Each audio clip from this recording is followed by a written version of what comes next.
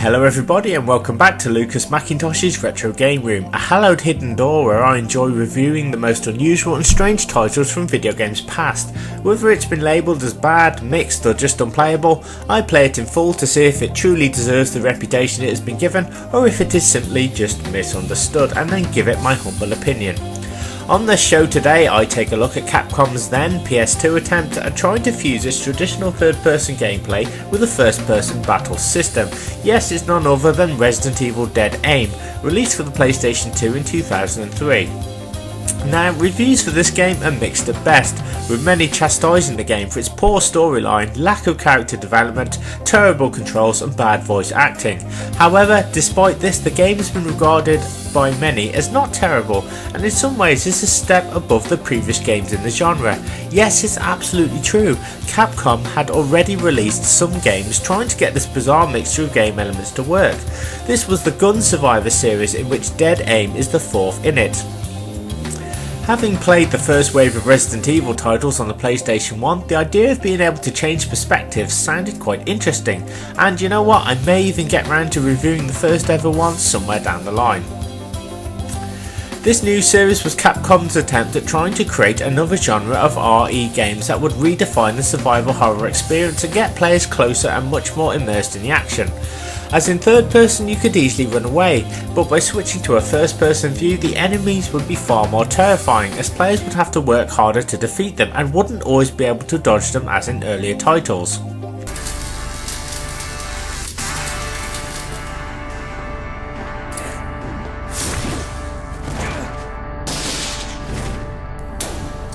In Resident Evil Dead Aim, you play as a brand new hero for the game called Bruce McGivern, who is under orders to stop a terrorist group who have stolen samples of the T-virus and are making their way across the ocean in a stolen Umbrella ship. There's no Albert Wesker this time though. The villain this time is Raiden lookalike Morpheus. No, not that Morpheus, this one. Morpheus, the terrorist leader, wants to threaten both China and the United States for $5 billion, otherwise he will unleash the samples of the T-virus on both countries, effectively turning each population into deadly flesh-munching creatures and wiping them both out completely. To be honest, the plot sounds awesome, and the idea of Resident Evil starting on a boat sounds really intriguing to me.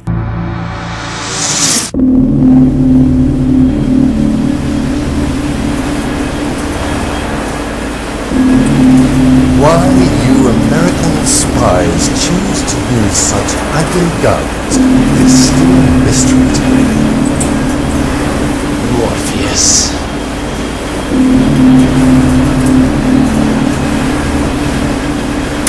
So, will this game get to stay afloat on the sea of video game playable titles, or will it swim with the fishes in the sea of despair? It's time to play Resident Evil Dead Aim to find out once and for all. Gameplay. Resident Evil Dead Aim is a survival horror action adventure game that uses two perspectives that the player must constantly switch between in order to progress through the game. You control your character firstly in the third person, which uses an over-the-shoulder perspective, much like Resident Evil 4 would go on to adopt 2 years later. Once enemies are encountered, then the player must then switch to first person in order to be able to shoot them at all. If the enemies move too closely, then the player can switch back to third person in order to evade them, but combat can only take place in first person.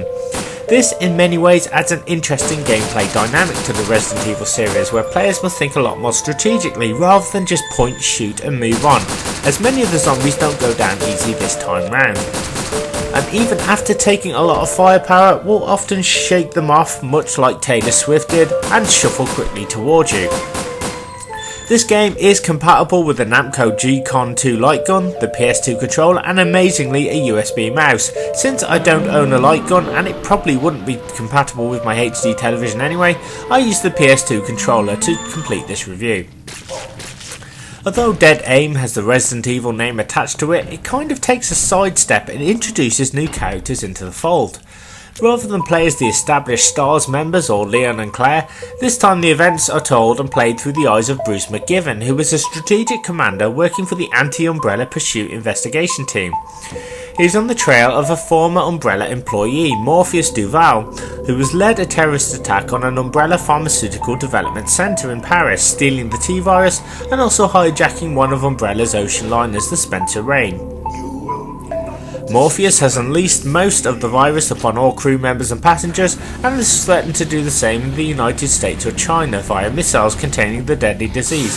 This is unless he is paid the hefty sum of $5 billion. Bruce manages to get on board the cruise ship but is quickly caught by Morpheus, who is about to kill him. However, our hero is saved at the last minute by a mysterious woman, who is called Fong Ling. Morpheus.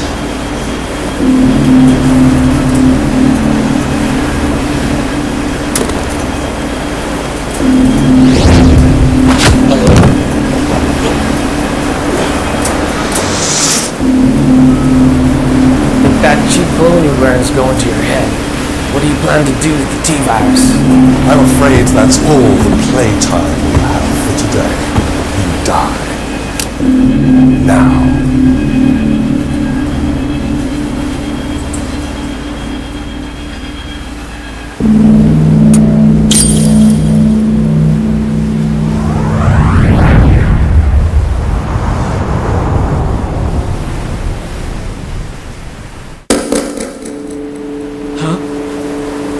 After quickly jumping down into one of the ship areas, Bruce has no choice but to try and search the ship for clues, and must also put a stop to Morpheus, who injects himself with the T-virus early on.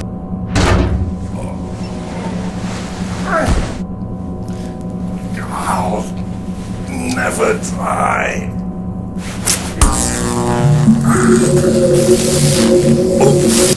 This not only changes his sex, but also gives him superhuman abilities, giving him a huge claw, agility, and allowing him to produce a massive electrical charge from his body, making him almost invulnerable, and a much greater threat to anyone who gets in his way, or now, her way. Bruce, although seriously outmatched, must stop Morpheus at all costs and deal with the unfortunate casualties of the T-virus and the monsters that have been created by it. Bruce is pretty much on his own, but will encounter Fong Ling along the way, who he later learns is a secret agent working for the Chinese government. She has been sent in to stop Morpheus.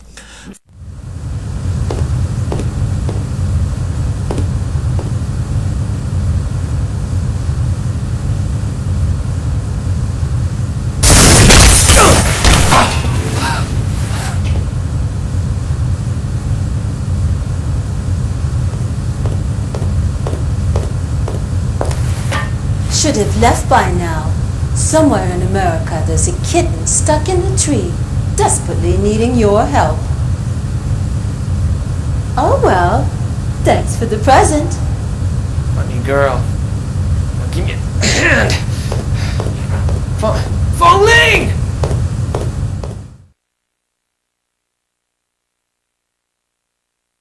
Fong Ling at first is very distrustful of Bruce, but later reluctantly realises that the two must work together as a team if she is to survive and to accomplish her mission objectives.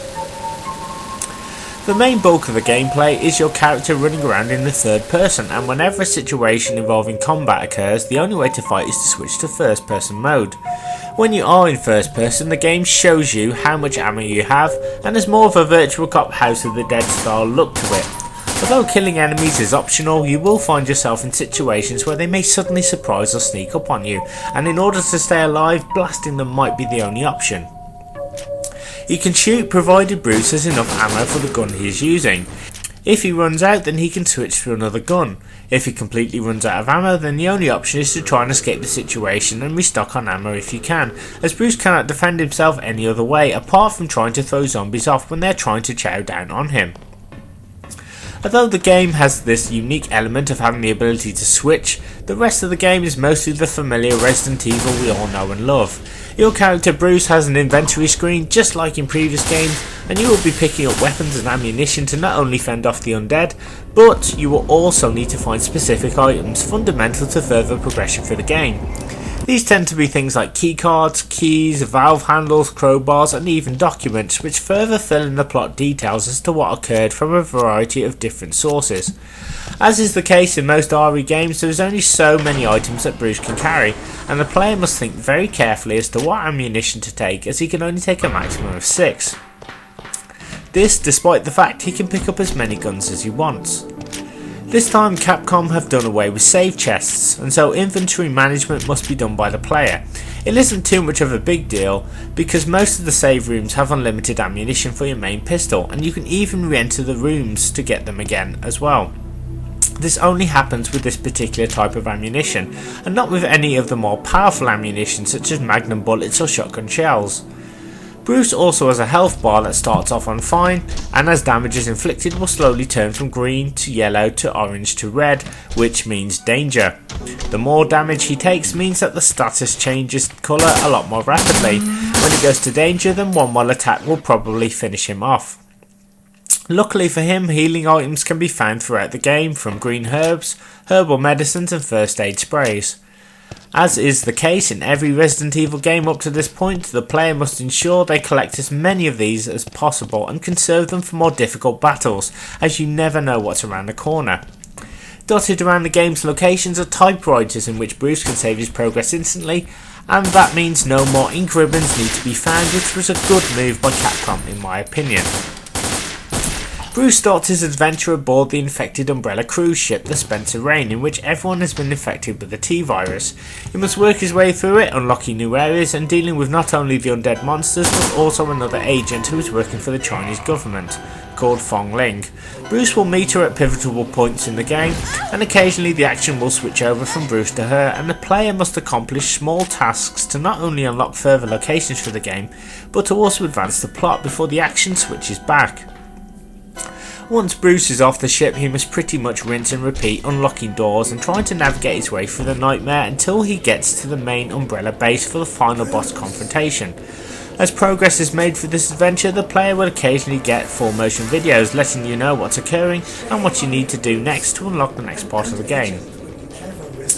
But what would a Resident Evil game be without bosses? Well, pretty easy I suppose, and whilst this game is not the hardest in the series, it does boast a few which may stop you in your tracks once or twice.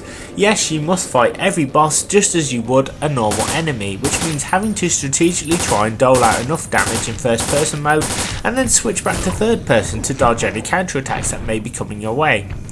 I think the most difficult boss for me had to be the very first one on board the ship. It's an old school tyrant, and having to try and blast him whilst avoiding his swipes was no joke. It took me a good few attempts to figure out what to do. In fact, fighting any boss in first person is kind of confusing, but it is entirely achievable. I just didn't feel that the first person perspective was necessary for these fights, and just found them a little too frustrating, as it was hard to tell where to shoot, as many had a specific area that you need to concentrate on. When the bosses got up close and personal with me, I couldn't tell if I was doing any damage to them or not, but more on that in the controls section of this review later on. Despite my problems with the combat, I did actually enjoy shooting traditional zombie patterns and creatures using first person, and found it enhanced the RE experience, making battles more tense as hordes of zombies shuffled ever closer with at different speeds, and this meant I had to think on my feet a lot more.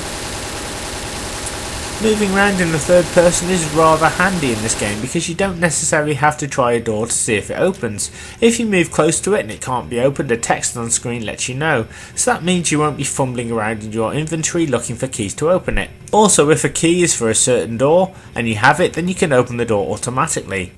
The game does occasionally throw in some puzzles, but these are much easier than in previous titles and mostly just involve switching the power on or using a crowbar to open some crates, so there's nothing too taxing to worry about here.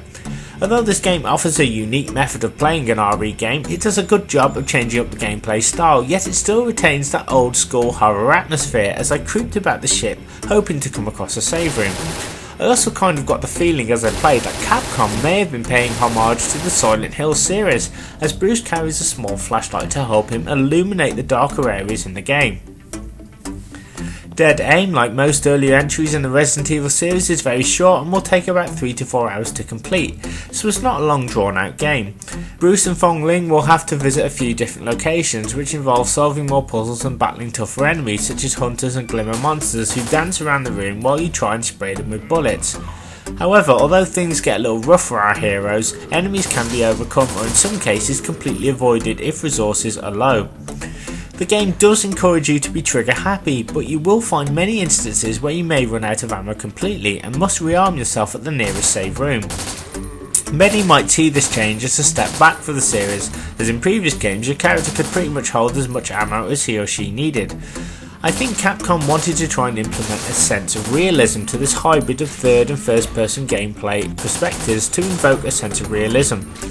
To be honest, I applauded this move and it only made my victory that much sweeter as I learned to adapt to the style and didn't have a problem restocking on the infinite handgun bullets scattered around the many save rooms.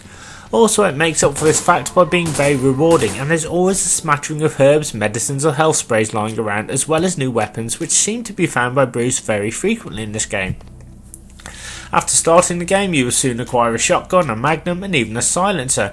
However, again, normal handgun ammo might be infinite, but any other ammunition for more powerful weapons is not, unfortunately. So this game has you having to replenish your ammo every time in this way, encouraging you to conserve your bigger guns for much trickier monsters and boss fights. Although I mentioned that many of the bosses were hard to take down in first person, I can say that I was able to beat them all bar the last one with virtually no skill whatsoever. It's entirely possible to keep blasting close as they attack.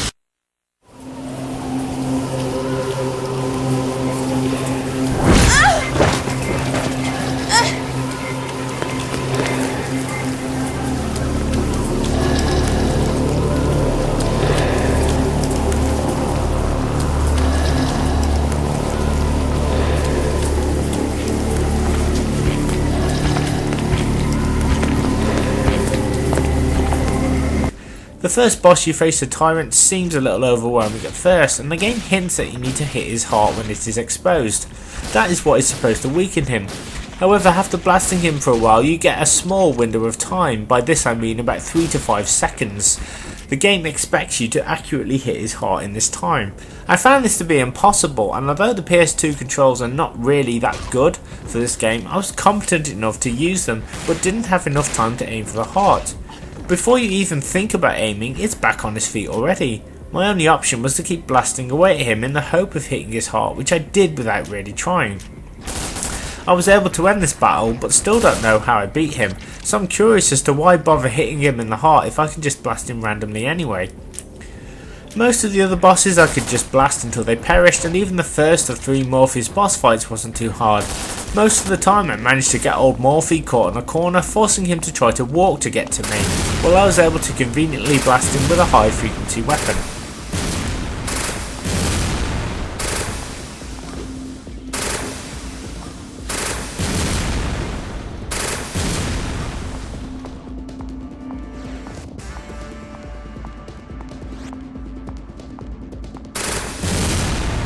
All this changes, however, as in order to escape the final area, the military base, Bruce must make his way to the missile silo to meet Fong Ling. She is watching Bruce from a control room via cameras and will direct him on which way to go.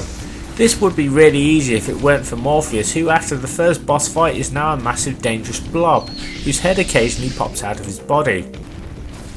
Once outside, Bruce realises that Morpheus is after him and tries to open the door. However, you guessed it, in typical Resident Evil fashion the door just won't open until Fong Ling does a little computer hacking, whilst Bruce must try and stop Morpheus a second time. The mutated terrorist slowly tries to make his way over to Bruce to attack him, and unlike the previous bosses you now have to shoot accurately and carefully, otherwise Morpheus will kill you if he gets too close. The key to victory for this battle is just to aim for his head, which occasionally pops out of his body in different areas. It is one of the most annoying boss fights ever, particularly as the PS2 controller is just too damn sensitive. You really need good aim here, and you need to accurately keep plugging the head when it appears. This will cause the boss damage and he will back off. If you can shoot him for long enough, then Fong Ling has enough time to get the door open and Bruce can continue his journey. After a few more zombies, Bruce has to face this nightmare boss once again, and this time it's a much longer and drawn out fight. You need to ensure you use some impactful weapons such as the Magnum, shotgun and the assault rifle. Once again, I'm sounding like a record here, you must keep plugging the head that keeps appearing. The problem with this battle is that you need to find a balance between not being too trigger happy and not firing enough shots. What I mean is shoot the head when you see it as much as you can. When it goes back in, you need to wait to see where it will appear again. If you go into this battle and just keep trying to plug the same spot, you may not notice that the head has changed positions and you might also be wasting valuable ammunition. I will tell you that this final battle is extremely hard and tiring, and I failed over and over again. The only advice I can give you is to try and get a good rhythm and try and be as accurate as you can. If Morpheus draws back, don't be fooled, as the battle lasts a lot longer than the second fight. You must, again, keep blasting that head. He may come closer, and if he does, just keep on shooting. If you can keep your cool and shoot well, then you will trigger the final cutscene where Bruce finally defeats Morpheus. Sorry, but my dance card is full.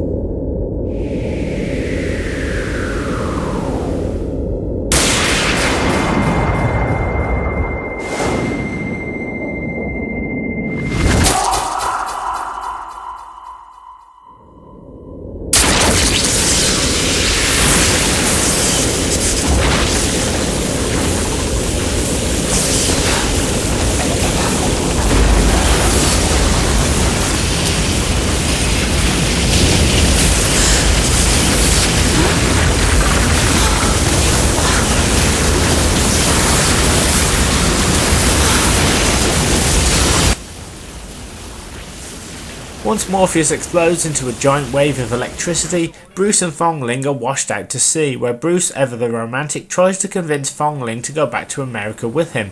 Fong Ling refuses, saying that she belongs back in China. However, the two share a passionate kiss before the end credits roll.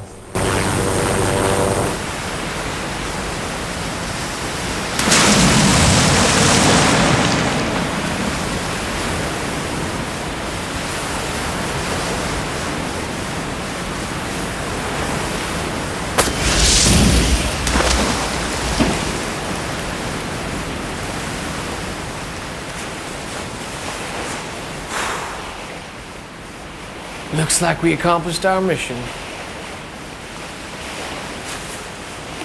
Fong Ling, come with me to America. There's nothing left for you in China.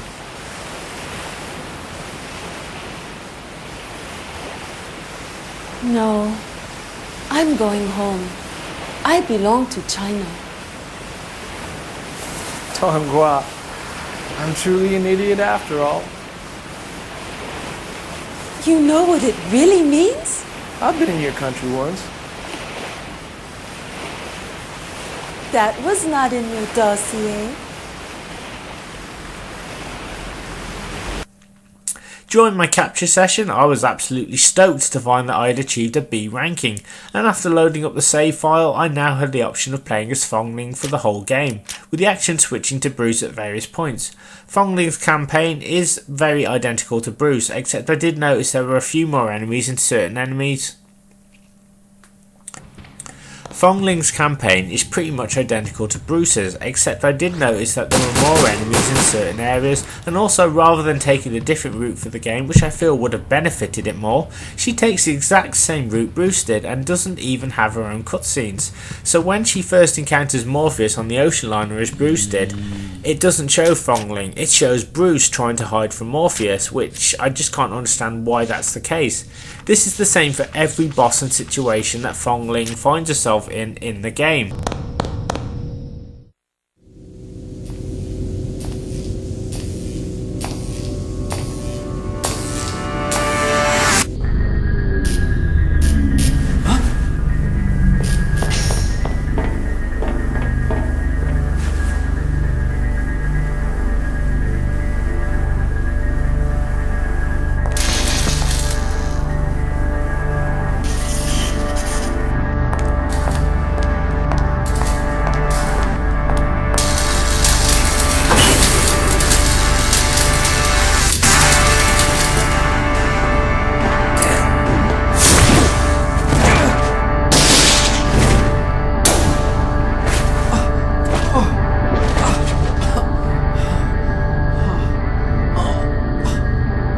Scared little rat with an ugly, useless gun. Morpheus?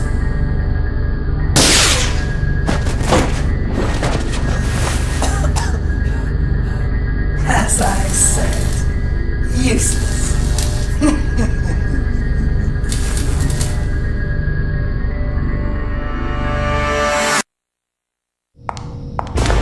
It's like the developers forgot to give Fongling her own cutscenes. Even at the end of the missile silo, Fongling is telling herself which way to go as if she were talking to Bruce. Talk about paradox.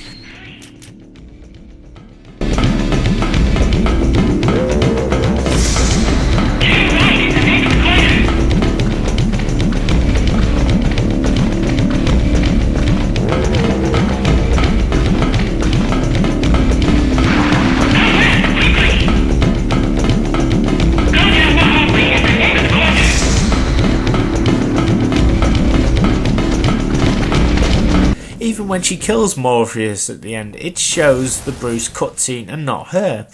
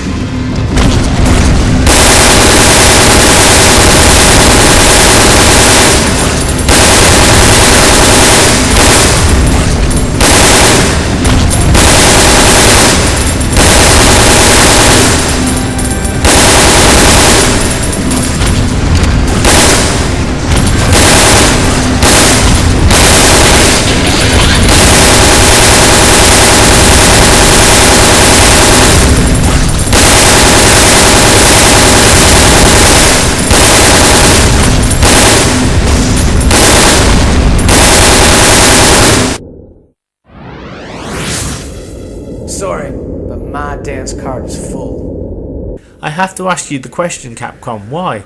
I mean, why couldn't you just have had a separate scenario for Fongling? You know, give her different storylines, bosses, areas and ending. Don't get me wrong, it's cool to play as her, but the previous titles had different scenarios, changes in storyline and different objectives. This game would have seriously been enhanced had Capcom followed these guidelines. My only guess is that the game may have been rushed out due to deadlines and perhaps the developers didn't have time. I mean, even the subtitles don't match the actual speech of the characters, so it doesn't really make any sense. I'm not talking about a simple word or two, often it's whole sentences.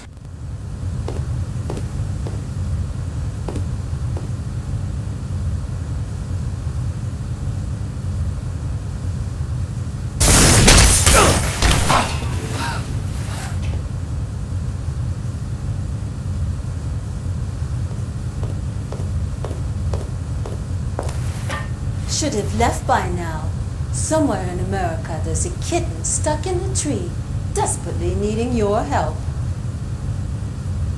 Oh well, thanks for the present. Funny girl. Now give me a hand.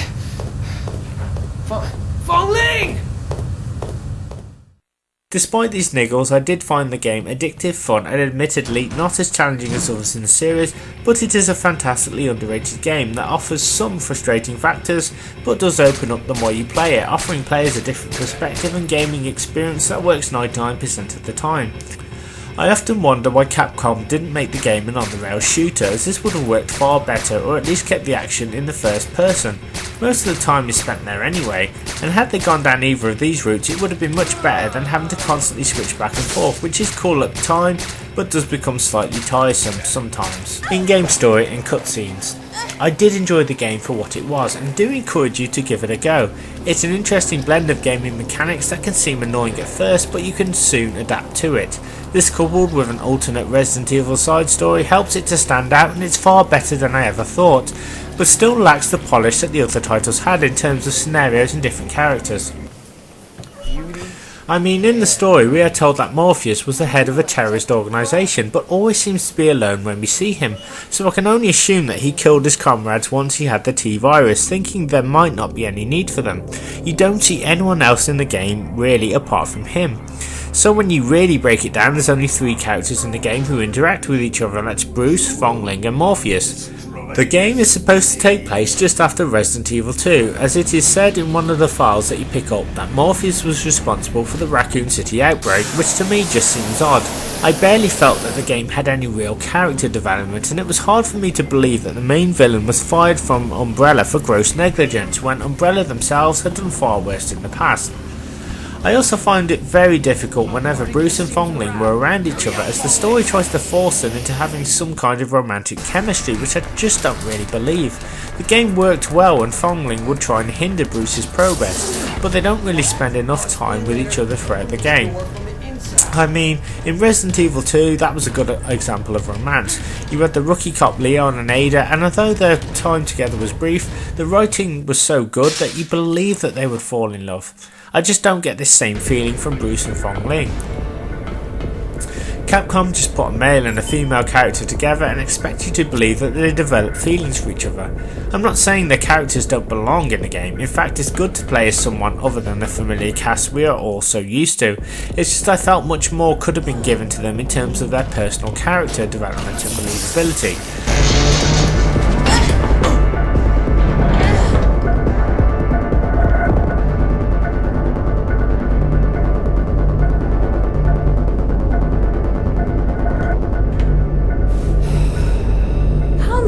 So you expecting me to save you, mister? Again, I feel like I'm sounding like a broken record, but Fong-Ling definitely needed her own individual scenario and storyline. I mean, surely Capcom could have made Dead Aim a 2-disc edition. It would have been a perfect opportunity to tell her story and just have her own tasks to accomplish. I'm not saying that she shouldn't meet Bruce, but I personally feel that both characters just need a little more tweaking. Wait. Before you said Donghua, what does that mean? It means you are cool.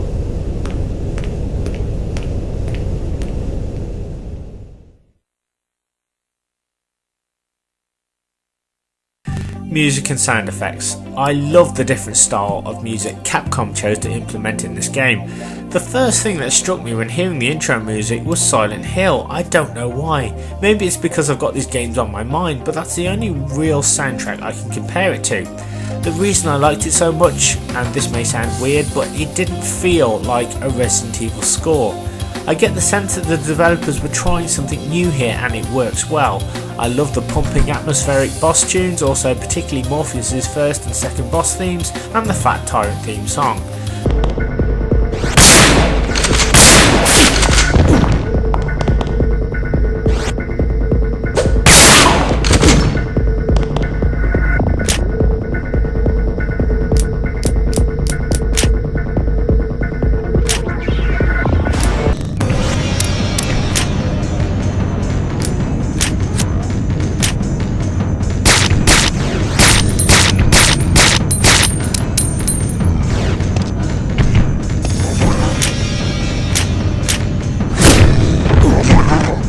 There's a lot of really well done musical scores here, and it's a shame that when I played I was so busy concentrating on what I had to do, I only remembered a few. Luckily, thanks to YouTube, I was able to listen to all the songs from the game to get a more accurate opinion. It gives it almost a separate identity from all previous RE games, and I mean this in the best possible way. It has this B-movie feel to it. It sounds like the musicians wanted to really experiment and create something totally different, which would complement the style of the game. Also, how could I not mention the ending credits track entitled Gunshot by heavy metal band Rise, a Japanese band whose song just sums up the entire Resident Evil Dead Aim experience. I swear it sounds like I'd just got done watching an awesome movie and I was grinning from ear to ear, as the welcoming beats made me forget my many frustrating encounters trying to take down Morpheus for the last time. I also really enjoyed the missile silo music as your chosen protagonist ran through the zombie-filled hallways preparing for the final battle. The adrenaline was seriously flowing and my heart was pounding. It did a great job of setting the scene for what was ahead. Finally, I have to give props to the save room theme. Not only is it such a relaxing track, slow and calming, but it's also quite a simple theme which loops over and over, letting you know that you're safe and there are goodies to be found within. Without trying to sound too deep, the track also sounds like it's in the middle between the theme of the area you are currently in, so it definitely feels like a musical respite from the horrors you are currently facing. As for the sound effects, they're all top notch, and the sound of the different guns Bruce can fire into the flesh of the monsters really adds to the unique gameplay experience. The sounds of the different creatures and their individual attacks was suspenseful, and when I heard Morpheus's claw swipe my character, I was generally feeling a sense of how the hell am I going to beat this guy, or this woman. Graphics presentation. The in-game graphics are pretty good for 2003 standards, and although it may lack the shine and polish of later PlayStation 2 titles, it's very easy to see what's what. The game is very well lit with a good mixture of dark scary areas to create atmosphere, and the zombies look good in this game with the shuffling animations very smooth, adopting that classic Resident Evil style, with many of them having varying speeds and some zombies just won't stay down. Capcom not only implemented a few favourites from previous titles such as the Hunter and the Tyrant, but also added in some incredible looking new manifestations of the T-Virus, most noticeably the Glimmer Monsters, who are green creatures with red eyes and hide in the darkness, making them very difficult to see or hit. The bosses are all well detailed and move well, but I did notice again that the game would glitch out occasionally when I faced Morpheus towards the end. One thing this game does well though is suspense, and there were moments in this game where zombies would just pop up out of thin air when I played as Fong Ling, which made me jump. I also enjoyed the moments where zombies would jump out of different rooms and lunge towards me. I really liked all the different locations, and though the idea of an ocean liner was a great place to start and an interesting departure from just sticking Bruce inside a generic empty mansion, this ship was really eerie, and my only complaint is that I wish the whole game could have taken place on board that ship. After beating the Tyrant, you are forced to abandon it before it blows up. Some of the other locations are just not as impressive as others in the RE series and are by and large forgettable. I did however like the lab towards the end of the game, but some of the other locations such as the sewers and the tunnels just felt out of place somewhat and didn't really have any rhyme or reason, and it was a case of, well, I've seen it all before in previous games. One major problem this game does have though is that the camera is a little too slow when trying to turn your character around. It's almost as if you turn and then the camera has to turn with you, and this can make escaping from enemies difficult. Also, when there are far too many enemies on screen, the game starts to lag and suffer from slowdown. Now bear in mind that Resident Evil 4 came out on the PS2 a few years later, and we all know how technically impressive that game is, suffering no slowdown and showing you just how many enemies you could have on screen. I mean, it's not as if the PS2 can't handle this number of baddies. Maybe most of the memory was spent implementing the unique game experience, that's my only guess. Speaking of the unique game experience, although I did have a few issues with the first person perspective, it does look cool and definitely gave this incarnation of Resident Evil an arcadey feel, which is no bad thing. Controls. Okay, now I understand that this game is compatible with a G-Con 2 and G-Con 2 controller, which probably would have made playing this game a little easier. I don't own any of these unfortunately, and also I did find using the mouse a little too difficult, as when I play a game I would rather just use one controller rather than having to switch between the mouse and the PS2 controller. So as much as I hate the way you switch back and forth from third to first, and sometimes because of this I made awkward mistakes, I'm not going to mark down the game severely for this, as it was entirely my choice to use the PS2 pad. I'm sure many of you will tell me what I already know, that this game is much easier with a gun. Now generally the controls are okay in the third person. You typically move your character around using the D-pad or joystick, and I didn't even know this until I read the manual that apparently you can sneak sideways by pressing L2. Pressing start brings up the inventory screen. Strangely enough, you can press either the X or square button and this will open doors, and is also used to get items or documents that may be lying around. I don't have any problems with this. What I do take issue with is that the controls in first person are terrible. Now to go into first person you must press L1. Once in this mode, guess what you must use to aim? It's the right analog stick. Now I'm sure for most people this is just fine, but I would have preferred the left stick, or failing that the D-pad would have been perfect. I'm so used to using the D-pad, but you can only move the aiming cursor left and right, and if you accidentally hit down on it when you're in first person then you switch back to third. Why is this a problem, you ask? Well, when facing a boss, I need to be able to hit them a certain way, so the game says, so I have to aim carefully. This isn't always possible because the analog stick is so sensitive, and so most of the times you need pinpoint precision. A lot of the time I would mess up because most games do allow you to use the D-pad to aim and shoot in first person. Most of the problem is that, of course, my old school gamer instinct, I kept pressing down, and this allows you to move away from danger. This was, in my opinion, a bad move by Capcom, as it makes trying to concentrate on the final boss almost impossible, as you need to stay in first person to finish him off. I don't understand why Capcom couldn't have had the L button to switch you back and forth, rather than have you press down. It's just so fiddly and annoying. Also, trying to aim at times is impossible with some bosses, as they never expose their weak points long enough, for the most part, for you to work out how to beat them. During my capture session, the first few bosses were way up in my face and probably were showing where I had to hit them, but I couldn't see it because of being in first person. I could switch back to third person, but I can't attack them there, so the first person often works against itself. I understand that's how you play the game, but the control style needed some work, I feel. What makes it worse is that I can't map the controls to how I'd like them. There's only 2 control styles and they both favour using the right analog stick to aim. As I mentioned, fighting regular enemies works okay, but due to the complex nature of the bosses, it sort of doesn't have any flow to it. I mean, I did manage to beat the game with both characters, and having to really force myself to have perfect aim and fight accurately at the Morpheus boss was exciting, but took several attempts, mostly due to an almost lack of thought for the PlayStation 2 control layout. Overall. Okay, so does this mean this is a terrible game? Does it deserve the hate? Should it be condemned to the fires of retro video game hell for all eternity? Well, I'm gonna say without hesitation, no. Whilst I do agree with the masses that the controls, poor script and Morpheus' boss fights cause immense frustration and are reasons why this game falls short of the mark, it by no means makes this a title to avoid. Even after my umpteenth attempt at trying to beat the final boss, Resident Evil Dead Aim is just not that bad. You get a decent ending and a true feeling of accomplishment. The combat mechanic works well when you're trying to fight traditional enemies and really made me view survival horror in a way I'd never thought of before. In many ways I could easily see what Capcom was striving for with their multiple attempts at trying to get this strange fusion of first and third person to work. The traditional PS2 controls might be annoying, but with practice it is possible to get used to them, despite me making many mistakes. Think of it this way, if you beat Morpheus and beat the game using the PS2 controller, then I see that as a true gaming achievement. I wonder if, had I owned the gun or used a mouse, would this have made the game any easier and made the victory any less sweeter?